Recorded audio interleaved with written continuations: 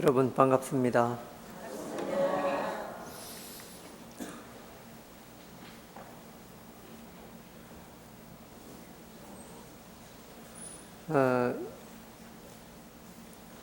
필리핀 태풍 때문에 피해를 본 분들이 워낙 피해가 커서 아직까지 회복하기가 상당히 힘이 드는 것 같습니다. 여러 각 나라에서도 힘을 모아서 도와주고 있지만은 그 피해 자체가 우리가 생각할 수 없을 만큼 상상을 초월하기 때문에 아직 고통받는 그런 일이 참 많습니다. 똑같은 이 사바의 중생으로 태어났지만은 환경에 따라서 고통받는 모양새가 조금 다른 것 같습니다. 아프리카에 태어난 분들이나 또 저 알래스카 같이 추운 지역에 태어난 분들은 사계절이 아름다운 이런 한국이나 일본 같이 그런 느낌을 받을 수가 없을 겁니다. 우리는 반대로 아프리카나 알래스카 같은 혹독한 자연 환경 속에서 지내는 것이 얼마나 어려운 일인가를 또 상상하기가 힘이 듭니다. 조금 추우면은 춥다고 난리를 치고 조금 덥다면은 덥다고 난리를 치는 게 우리의 삶이죠. 그런데 연일 40도가 넘는 그런 기후 속에 살아가는 분들, 영하 20도 이하로 늘 살아가는 그런 분들을 생각해 보면은 우리의 환경이 얼마나 축복받고 아름다운 환경인가 이런 거를 한번 생각해 보면서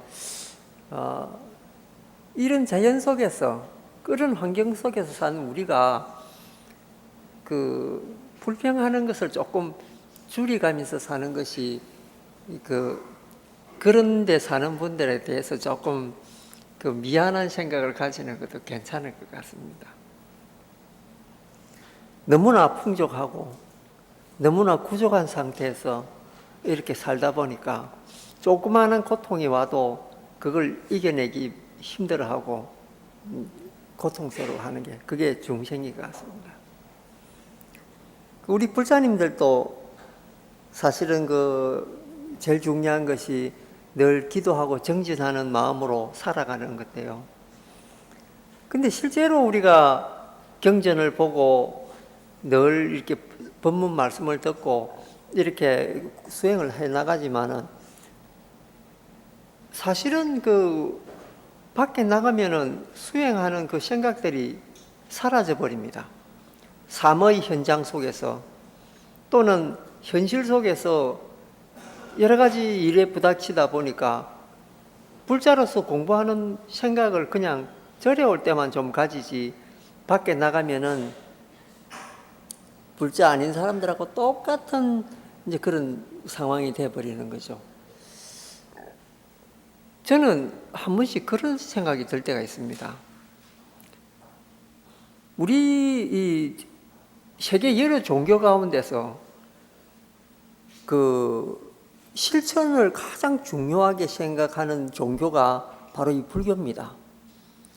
그리고 그 불교 중에서도 보살도를 행해야 된다. 그래 해야 부처의 지위에 나중에 오를 수가 있고 공덕을 닦을 수가 있다고 주장을 하는 대乘불교에서 더더욱이나 공부하고 이 수행을 계속하는 일을 지속하는 분들이 사실은 드물다라는 것을 깨닫게 됐습니다. 한번 생각해 보십시다.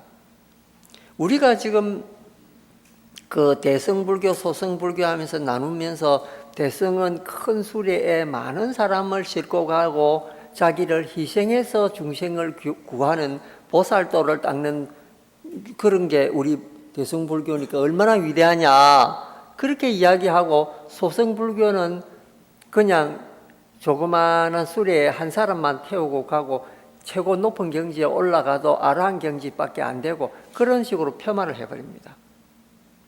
그런데 과연 그럴까요? 저 태국이나 미얀마나 혹은 스리랑카 이런 데 큰 전쟁이 나면은 여인들이나 고아들이 그 애들이 제일 불행하게 됩니다. 그런 애들을 어디서 수용하느냐? 절에서 수용합니다. 절에서 수용해서 그냥 있느냐면은 먹여주고 자주느냐? 그게 다가 아닙니다.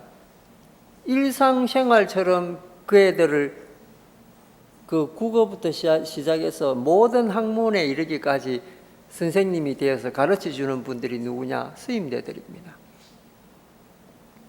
그래서 그런 나라들은 남방불교에서는 스님들이 교사 노릇을 아주 톡톡히 하고 있습니다.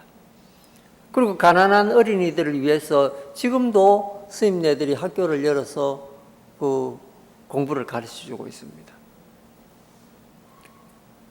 그런데 반대로 우리나라에서 불행한 일이 닥쳤다라고 가정해 볼 때 과연 여인들이나 어린이들을 수용할 만한 자리가 어디 있겠느냐? 절에서 그렇게 할 수 있느냐? 불가능합니다.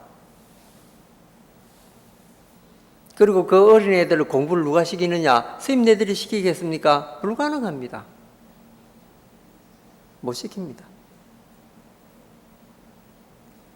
그러면서 우리는 대승불교 보살도를 하는 사람이다 하고 전부 다 그거는 우리 스님네들만 그런 게 아니고 대승불교를 믿는 우리 불자님들도 마찬가지입니다. 소승불교 좀 폄하하고 하는 그런 경향이 있거든요. 그런데 실제 떡궁을 열어보면은 그분들이 더 대승의 일을 하고 있다 이런 말이죠.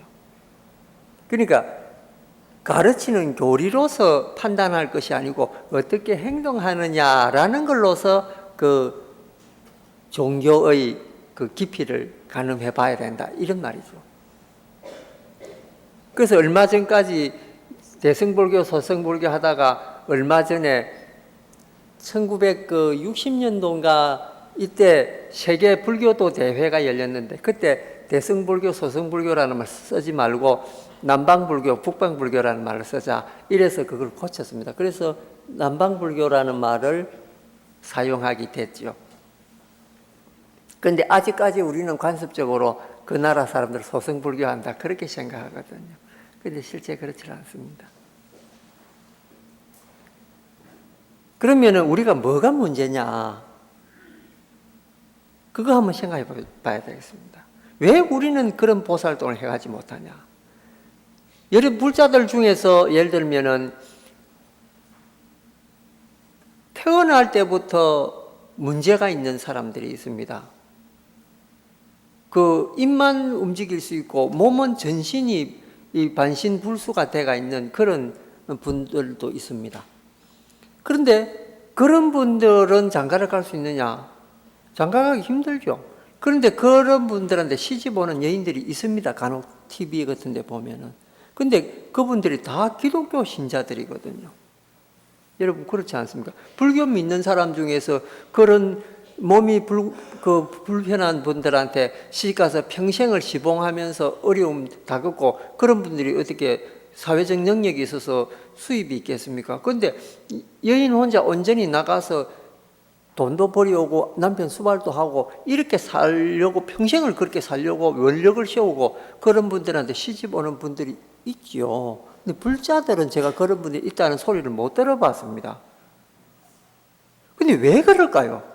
종교 자체로 봐서 불교 교리라든지 내용이 다른 종교보다 뛰어났으면 뛰어났지 모자라지 않거든요.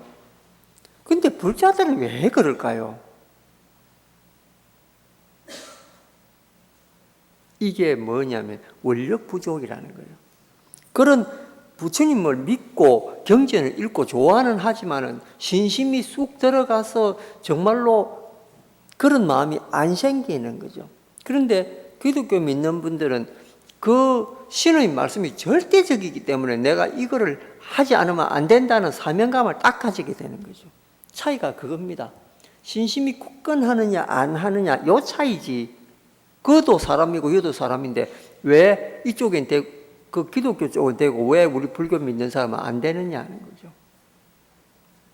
좀 더 이기적이라는 생각이 들죠. 불자들이 사실은 오픈 마인드를 가지고 있고 이렇긴 한데요. 굉장히 좀 이기적인 성향이 있습니다. 정말 보살도를 안 닦으려고 말은 하기가 좋죠. 보살도 닦는 거. 그런데 실제 하라 하면 잘 안 하는 게 이게 보살도거든요. 왜? 너무 어렵기 때문에. 그리고 절에 와서나 종교 행위가 있지 집에 가서는 종교 행위가 없고 생각이 정신이 내가 진짜 어디 가든지 불자라는 그런 사명감도 잘 없는 것이 사실입니다. 그래서 저 유마경 오늘 하기 전에 집에서도 정진하면서 정말 불자다운 우리가 내가 뭐 그런 분들을 위해서 희생까지는 못하더라도 기본적으로 불자 마음을 늘 유지하고 정진하는 마음을 유지하는 방법이 뭘까? 이거를 여러분도 한번 연구를 같이 하면 어떨까? 그런 생각을 해봤습니다. 근데 인간의 뇌 구조라고 하는 것은 복잡한 것 같지만 사실은 단순한 데 매여 있습니다. 정진하는 방법도 마찬가지입니다. 굉장히 단순하고 우리가 잘하는 방법으로 할 수밖에 없죠. 저는 세 가지로 우리가 절에서나 밖에서나 언제 어디서나 마음을 닦을 수 있는 이 방법이 세 가지가 있다고 생각을 합니다. 그걸 바탕으로 정진해 나가면 여러분들도 어려운 것이 없어요. 보살도가 아무리 어렵다 하더라도 사실은 이 세 가지에 벗어나지 않는다. 이렇게 생각하시면 됩니다. 뭐 육바라밀이니 팔바라밀이니 하는 게 있지만은 그거 제대로 수행하기가 정말 어렵거든요. 평생을 내가 도만 닦겠다고 출가한 사람들조차도 그 일이 잘 안 됩니다. 그리고 요즘 출가한 스님들은 또 공부를 하려고 하지 않기 때문에 그 어려운 거 안 하려고 합니다.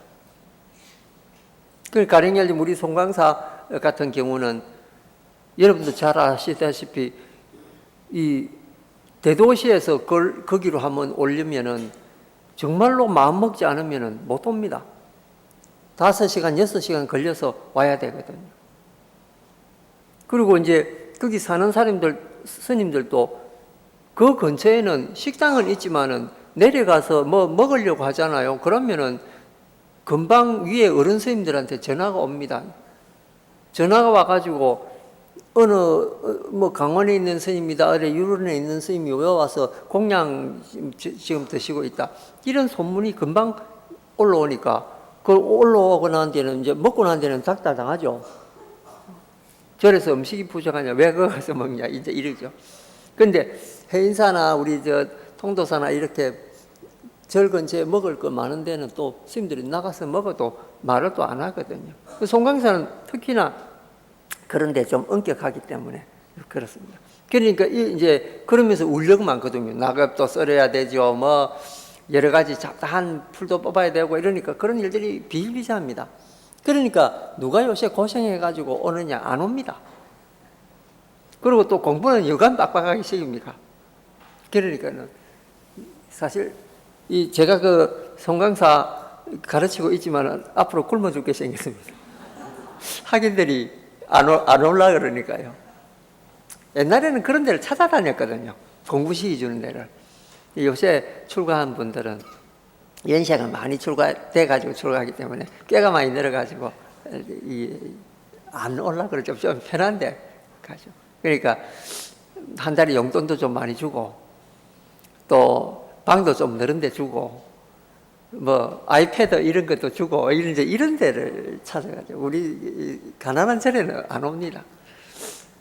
자, 어쨌든 이제 스님들도 그랬는데 우리 불자님이 사실 공부하기가 다 이제 어렵죠.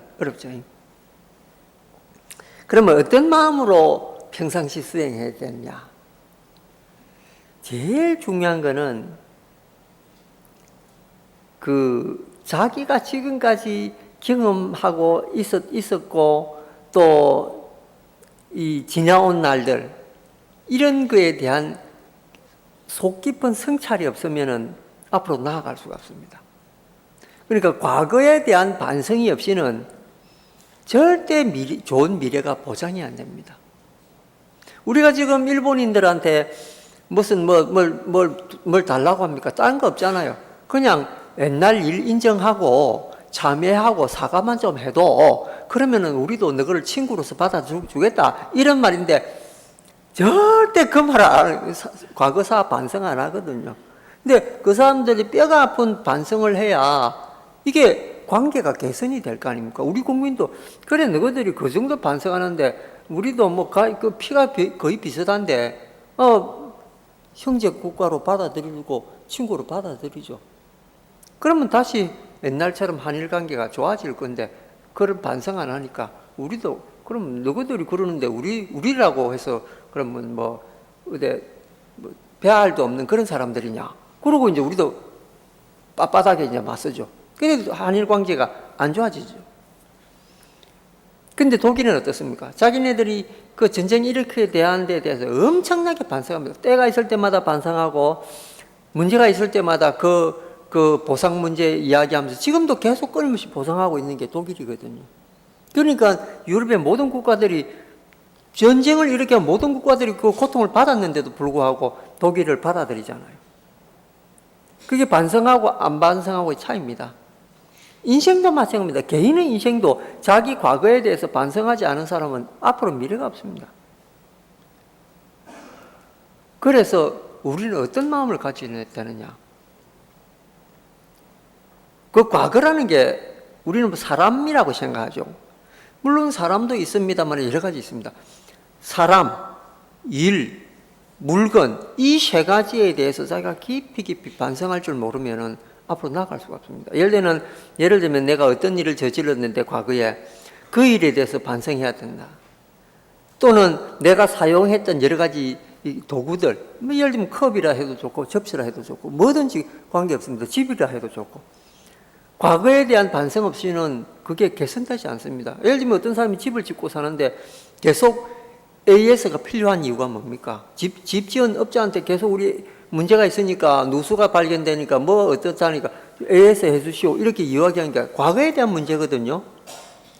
근데 건설업자가 그거 해놓고 나 몰라라 돈만 받아 챙기면은 그건 좀 악덕업주라고 이야기하지 않습니까? 그러나 계속 관심을 가지고 끊임없이 AS 해줄 때 그 사람은 과거에 대한 책임을 지는 사람이거든요. 물건도 그렇지 않습니까? 하물며 사람은 더합니다.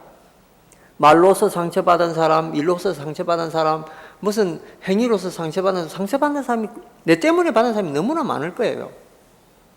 그런 사람들에 대해서 과거를 이렇게 생각하면서 반성하지 않으면요, 그 인간성 회복 안 됩니다.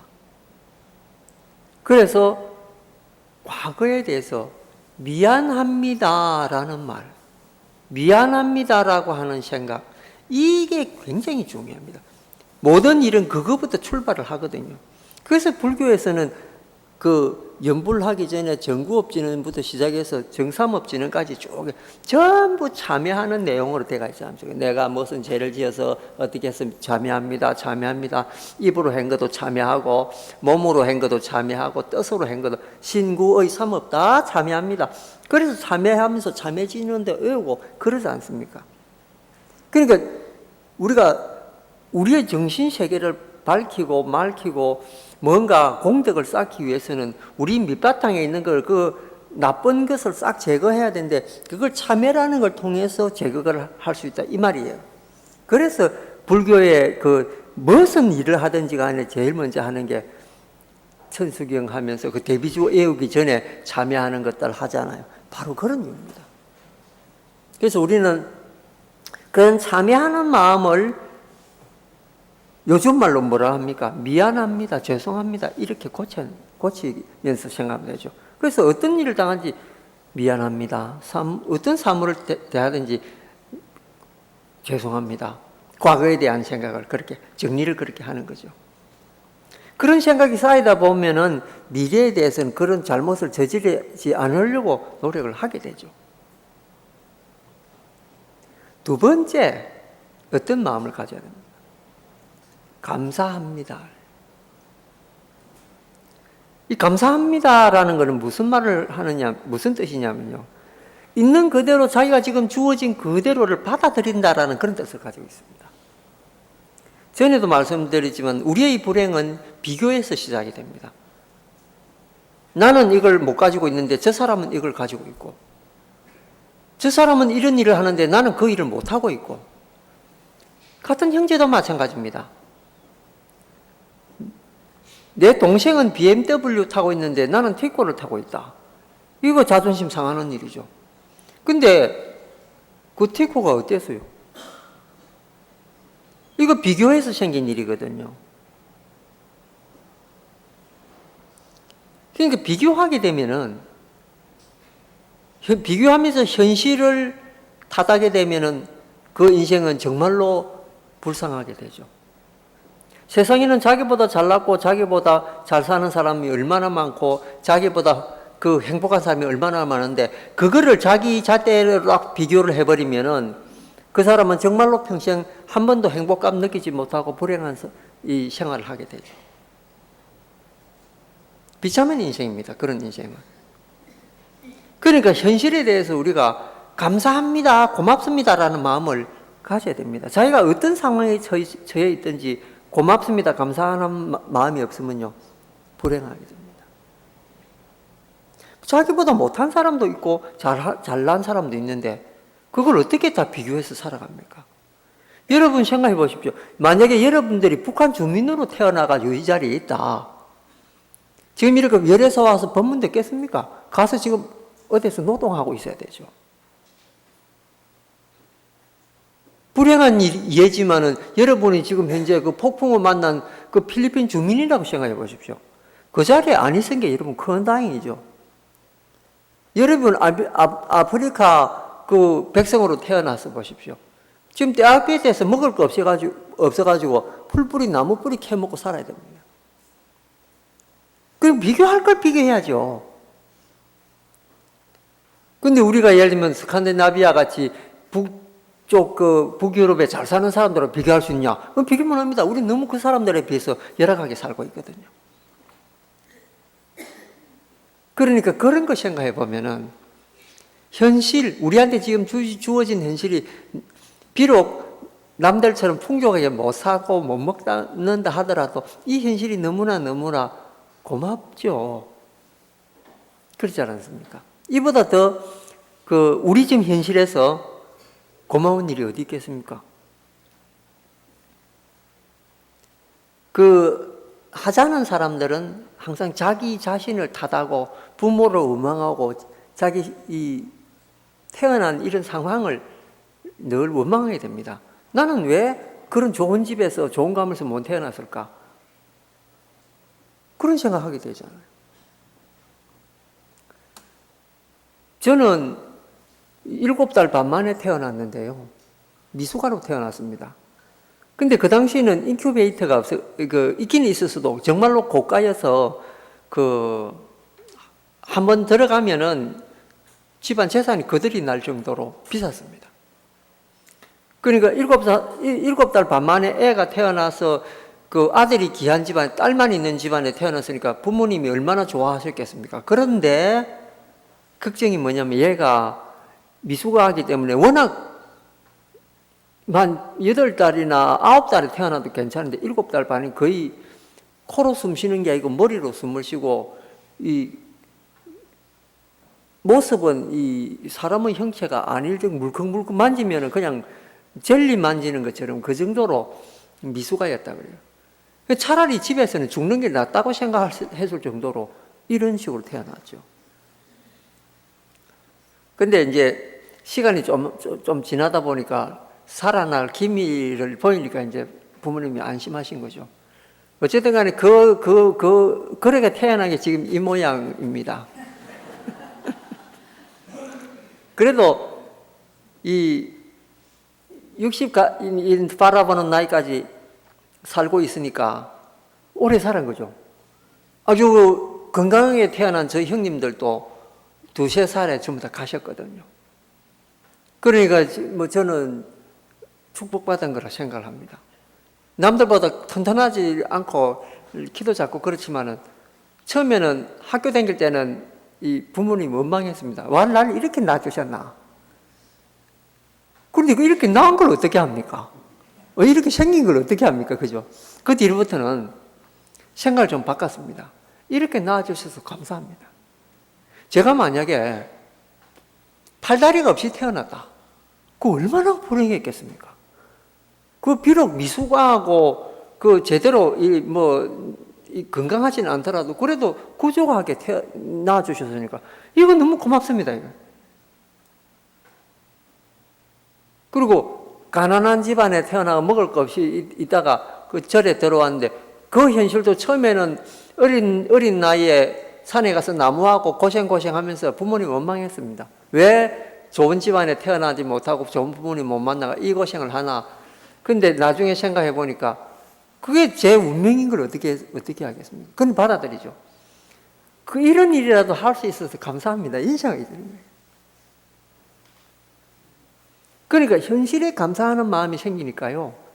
어떤 일이든지 용기가 생기면서 할 수가 있게 됐습니다. 받아들이셔야 됩니다. 현실을 있는 그대로 인정을 하고, 예를 들면 여러분 처사님이나 부인이 속 썩인다. 어쩌겠습니까? 그분의 선천적인 경향이 성품이 그랬는데 어떻게 했느냐는 거죠. 그건 받아들여. 저런 분이라도 없는 것보다 낫다. 이런 생각하고 받아들여야 됩니다. 요새는 없는 게 낫다는 이야기도 있습니다만, 그래도 잔소리 하거나 옆에서 좀 속을 끓더라도 옛날에 내가 처음 그분과 연애하고 결혼할 때를 생각해 보면은 그때는 그게 콩깍지가 씨가 눈에 안 보여가지고 그러면 왜 그 현실 콩깍지 씌은 현실을 왜 그대로 지속 못 하느냐는 거죠. 자꾸 비교하니까.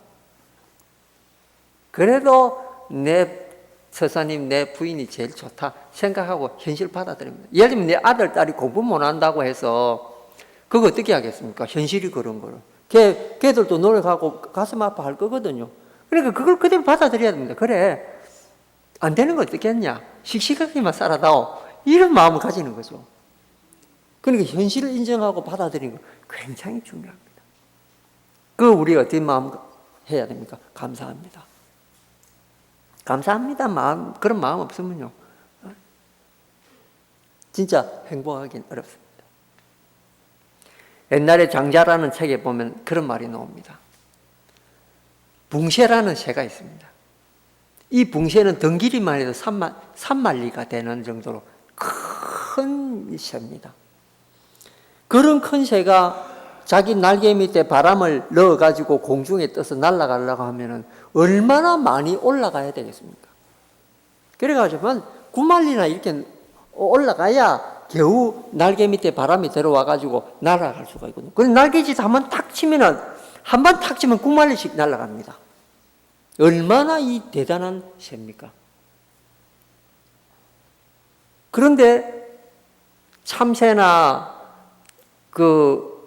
제비 이런 새들은 그냥 조그마한 공간에 모여 살고 짹짹거리면서 왔다 갔다 하고 이러는데 사실은 붕새라고 하는 새가 날아가는 9만리 그 밖에 그 세계를 어떻게 알겠습니까? 모르거든요.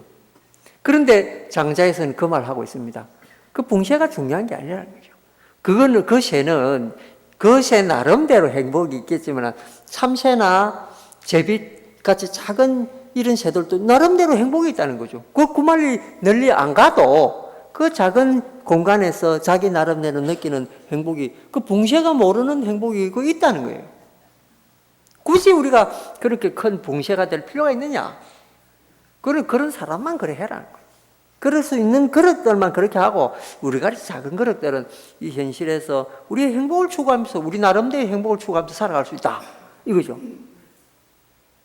이 장자가 가르치는 방법이거든요.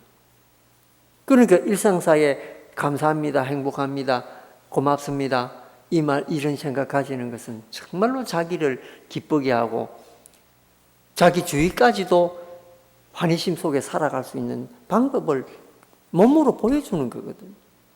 이게 중요한 거죠. 그 다음에 세 번째 어떤 마음을 가지느냐. 그 모든 것에 대해서 우리는 그래도 불안정하고 또 암담한 거지만은 그래도 우리가 희망 가지고 살아야 되거든요.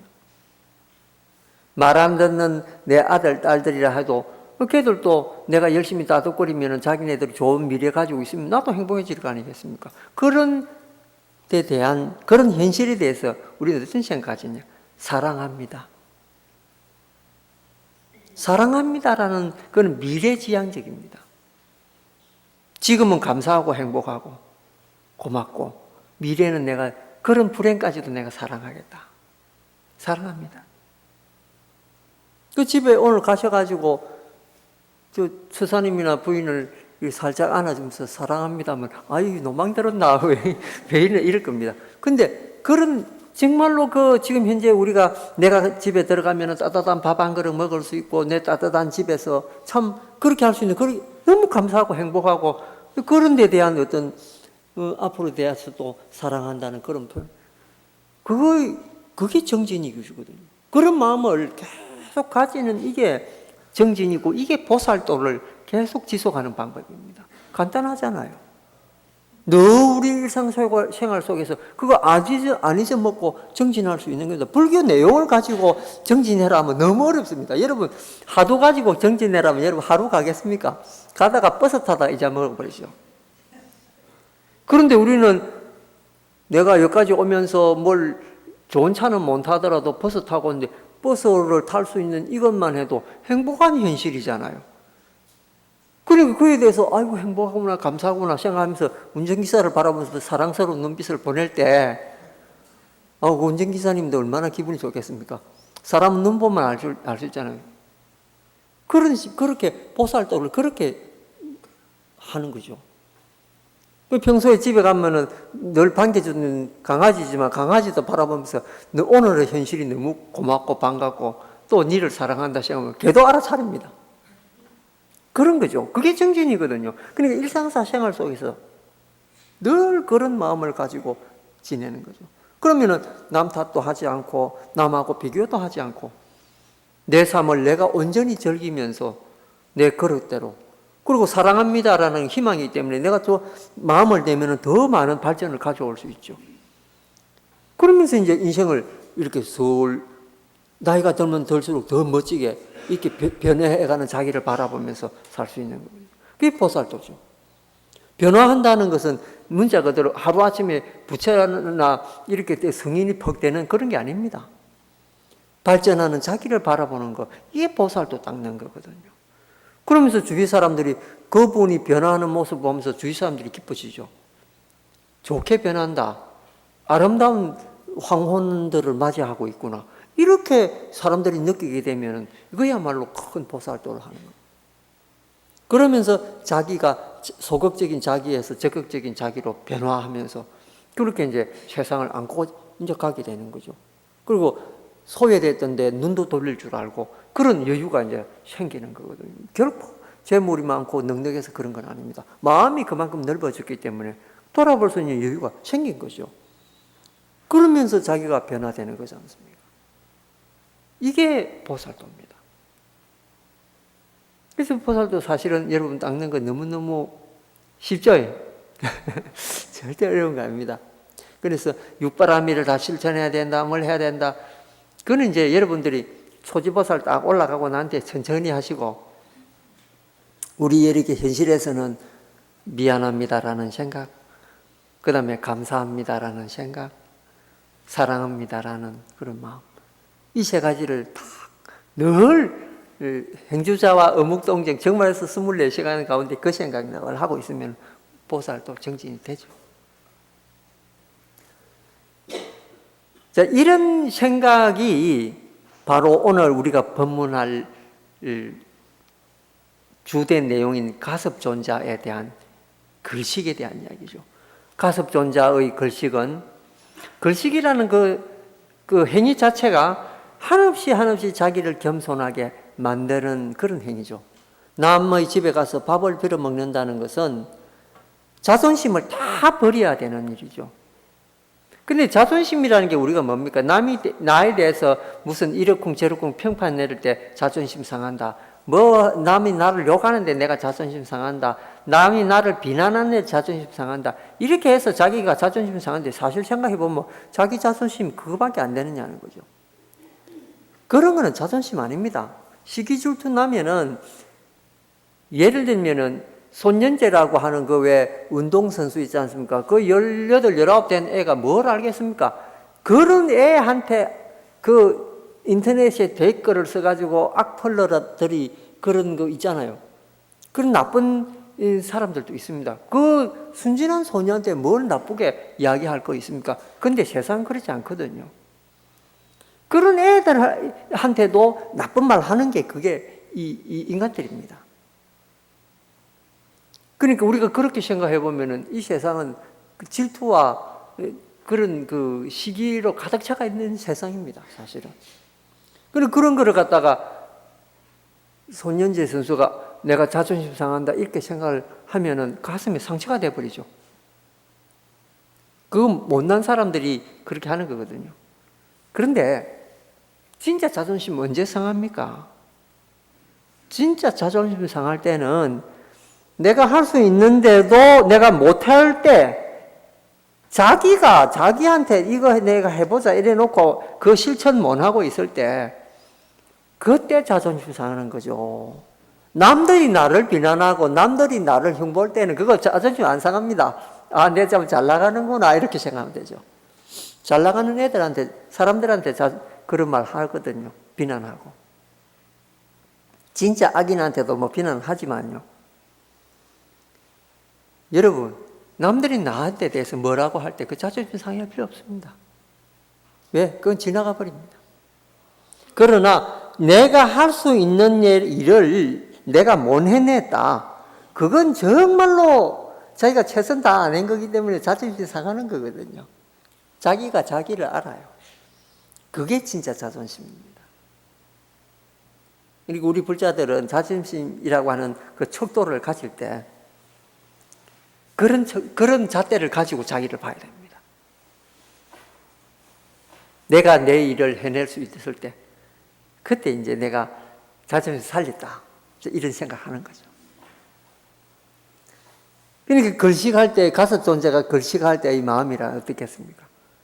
자기가 그 귀족 집안에 태어나가지고 모든 것이 풍족한 상황에서 출가를 해가지고 이제는 자신보다 더 가난하고 어려운 이웃한테 가가지고 손을 벌리고 구걸을 해야 될 입장이니까 그거는 요즘 우리가 생각할 때 자존심 상하겠죠. 근데 그거를 자존심 상하는 일이라고 생각을 안 했습니다. 자기의 오만하고 불손한 마음들을 전부 죽이는, 자기를 정말로 죽이는 그런 작업이 바로 걸식이거든요.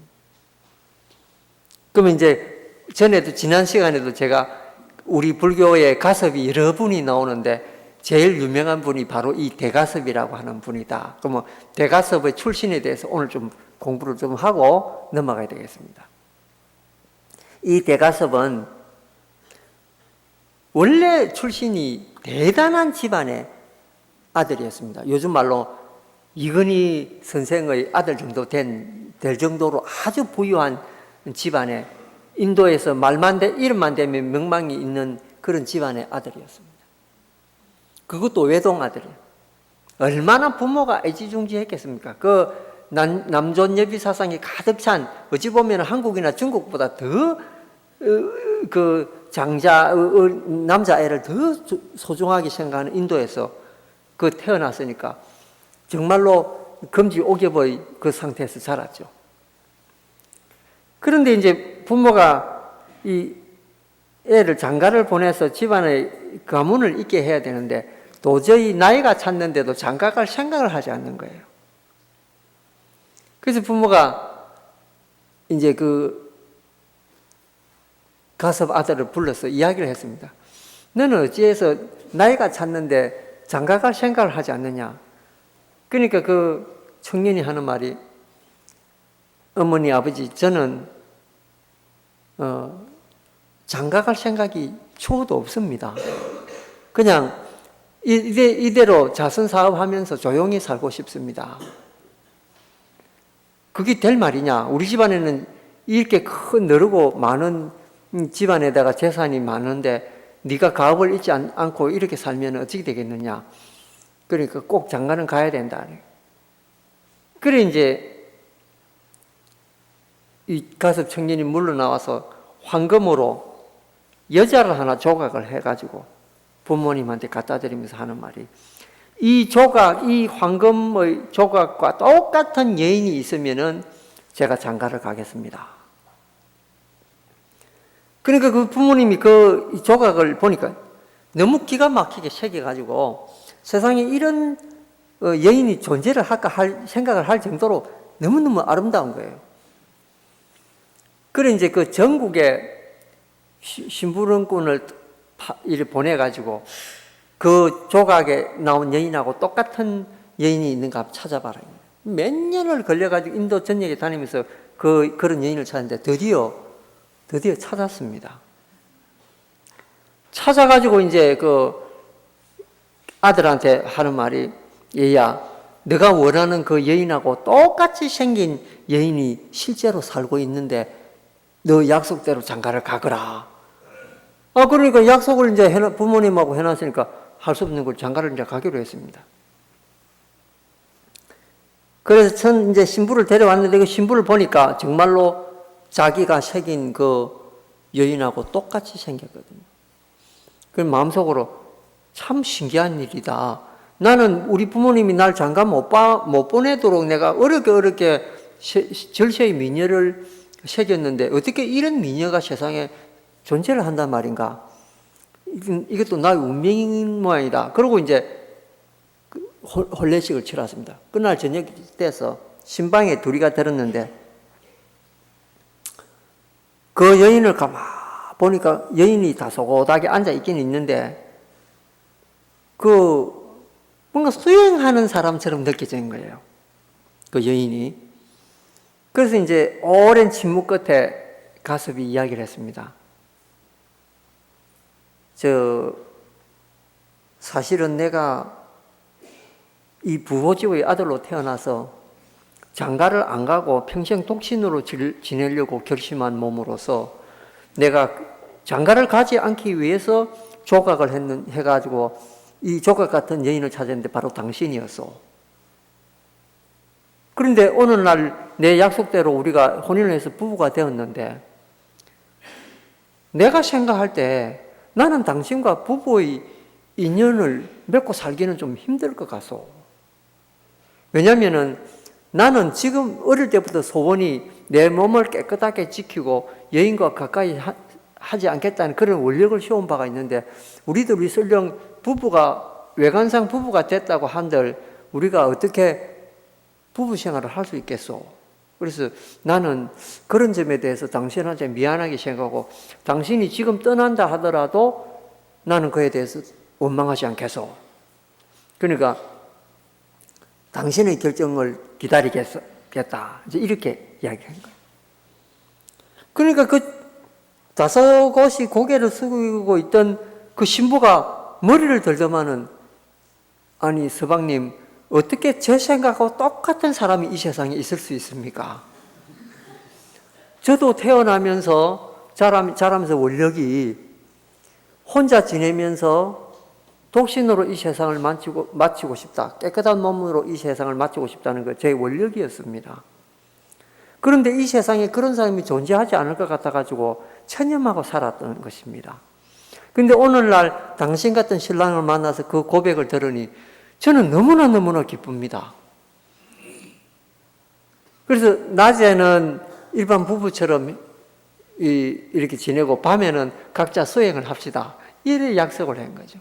그래서 그날 저녁부터 아주 아무 일 없이 지나게 됐던 거죠.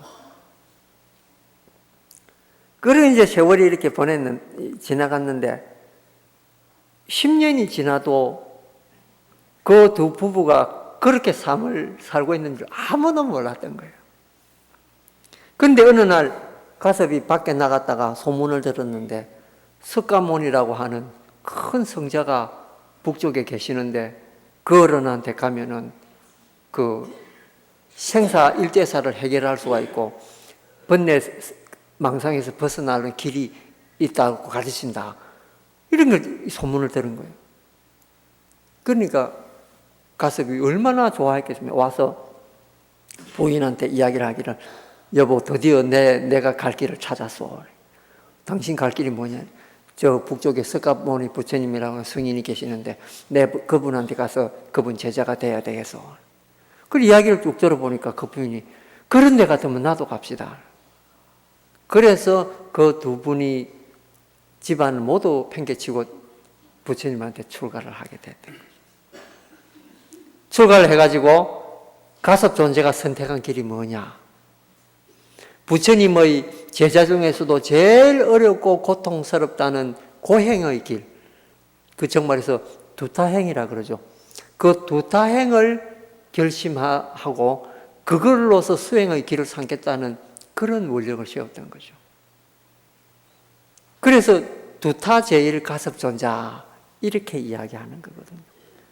그렇게 훌륭한 집안에서 잘 살았으면서도 수행의 길은 가시 덤불이 가득한, 그것도 스스로 그 길을 찾아서 가셨던 분이 바로 이 대가섭이라고 하는데, 이 두타행 중에서 가장 첫째 가는 그 수행의 길이 뭐냐? 바로 걸식이라는 거죠. 얻어먹는 거죠.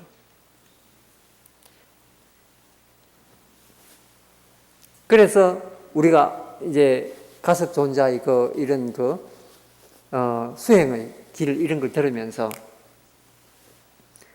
우리의 지금 삶을 하고 이렇게 반조를 해봐야 됩니다. 우리는 어떤 삶을 살고 있느냐? 조금 전에 말씀드린 그 세 가지를 기억하시면서 말이 길어지다 보니까 우리 경전에 대해서는 한마디 좀 해요. 그렇지만은 실제 경전 안에 있는 내용을 핵심 액기스만 싹 뽑아가지고 지금 딱 말씀드린 겁니다. 다음 달에는 이제 읽으면서 우리가 한번 보도록 하겠습니다. 예, 승부하십시오.